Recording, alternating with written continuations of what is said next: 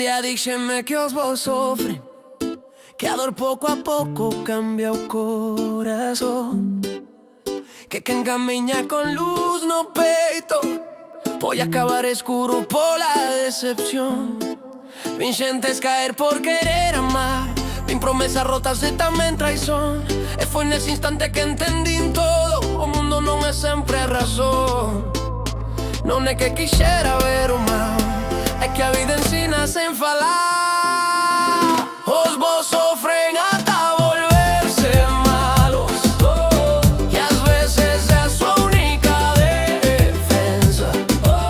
A dor molda a alma, deixa sinais, e logo o corazón aprende a defensa. Foi aí onde comprendí na verdade: o sufrimento pode cambiar a calidade. Entendín todo sen que ninguén me falase.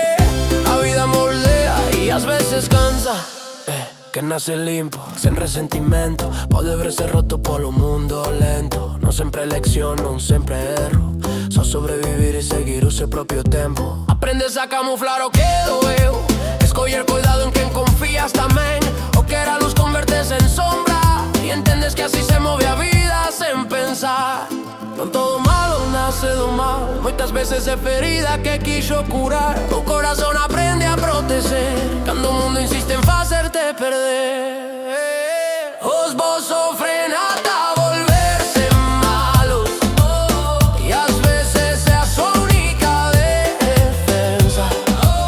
A dor moldea a alma, deixa sinais, e logo o corazón aprende a defensa.